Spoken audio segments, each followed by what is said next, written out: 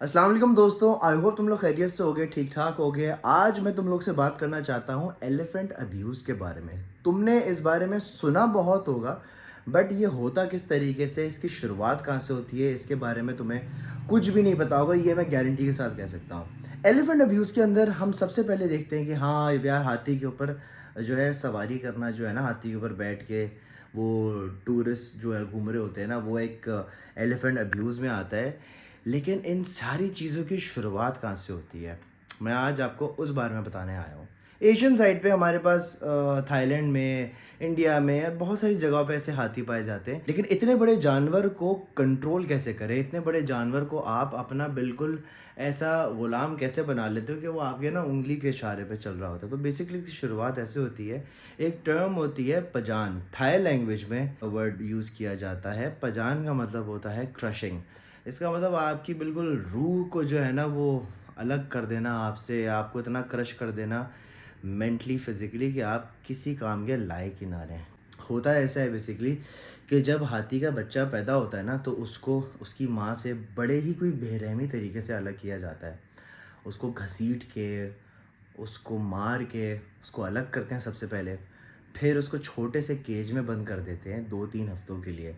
और फिर एक लोहे का हुक होता है जिसको उसके सर पे मारते हैं। आपने यकीनन कुछ पिक्चर्स में देखा होगा, या कभी अगर ज़िंदगी में आपने कभी एलिफेंट देखा हो, तो उसके सर पे ना अजीब निशान, चोट के निशान बने हुए होते हैं। मैंने पिक्चर्स भी लगा दूँगा स्क्रीन पे। तो वो उसको रेगुलर 2-3 हफ्ते तक पहले सर पे मारते हैं। मारते हैं, मारते हैं, मारते हैं, फिर हथौड़ों से उसकी टाँग पे, मतलब इमेजिन हाथी के बच्चों के टाँग पे हथौड़े से मारते इतना कि तकरीबन उसका हाथ पैर जो है वो टूटने वाला हो जाए, ठीक है? फिर आप उसको 2-3 हफ्ते तक ना उसको खाने को कुछ देते, ना पीने को कुछ देते। तो ना वो खाता है, ना पीता है, छोटे से केज में बंधा हुआ खड़ा होता है, चीख रहा होता है, चिल्ला रहा होता है, और वो बैठ नहीं सकता। वो बैठ नहीं सकता। इतनी अज़ियत दी जाती है 3 हफ़्ते तक, 4 हफ़्ते तक उसको मारा जाता है डंडों से, लोहे की रॉडों से, उसके पैरों पे लोहे के हथौड़ों से मारा जाता है। और इतनी अज़ियत, इतनी, मैं वीडियो जिस तरीके से मैंने देखी है ना, मैं लगा नहीं सकता यहाँ पे, क्योंकि आप में से बहुत सारे ऐसे लोग हैं कमज़ोर दिल वाले जो कि शायद उस वीडियो को ना बर्दाश्त कर पाएँ, क्योंकि मैं खुद भी जब मैंने ये चीज़ों पे रिसर्च कर रहा था तो मुझे खुद भी नहीं देखा जा रहा था। बहरहाल 3 हफ्ते तक ये सारी कहानी जो है ना चलती रहती है। रोज़ उसको मारते हैं, रोज़ टॉर्चर करते हैं।